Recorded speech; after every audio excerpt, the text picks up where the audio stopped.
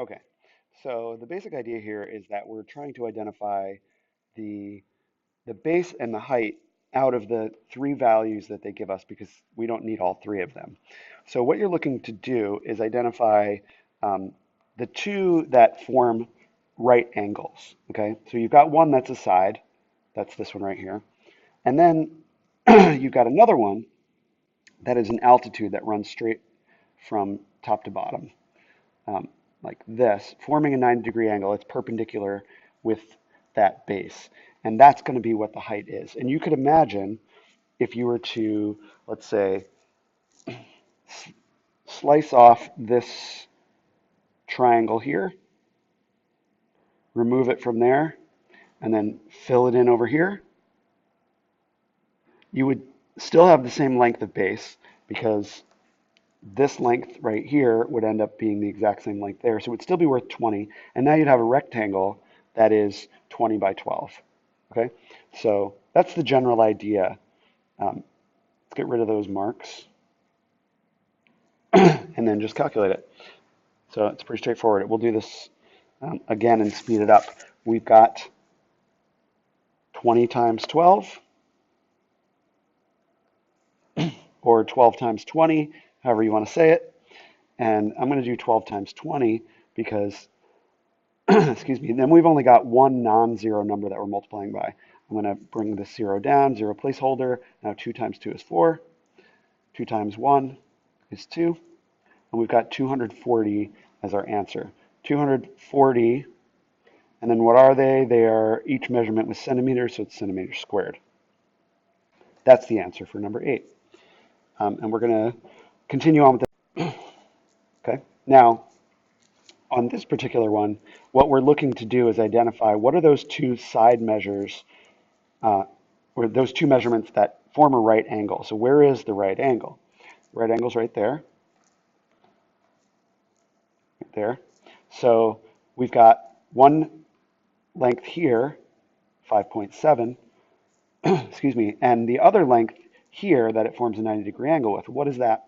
Well, since this is a parallelogram, if one side is 4.7, then the other uh, opposite side is also 4.7, so it's also 4.7 inches.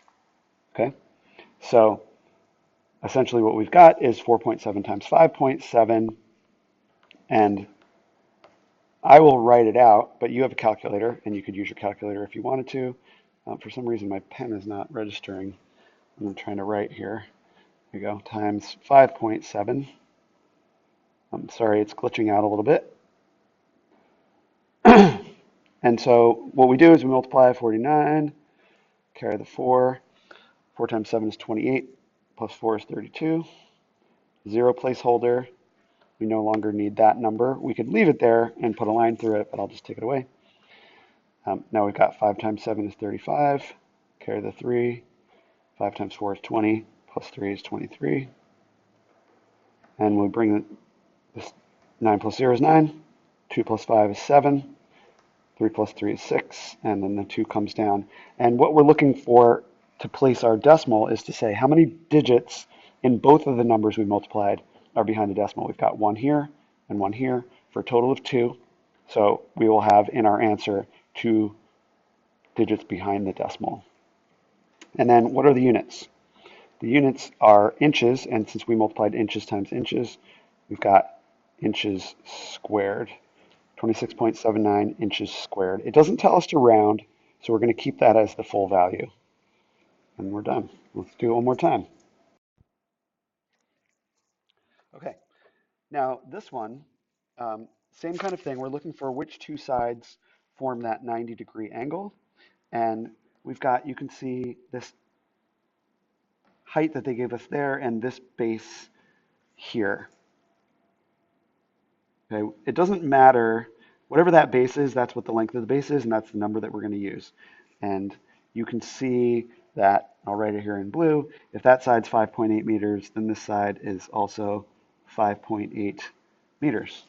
Okay, so now we've got these two sides essentially forming a right angle. They're perpendicular to each other even if you don't see them touching. So we're going to be multiplying then 5.8 times 3.5. And when we multiply, 5 times 8 is 40, carry the 4. 5 times 5 is 25, plus 4 is 29.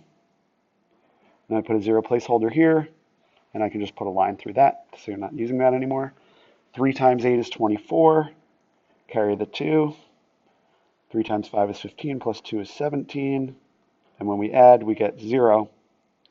3, carry the 1. 0, carry the 1. 2.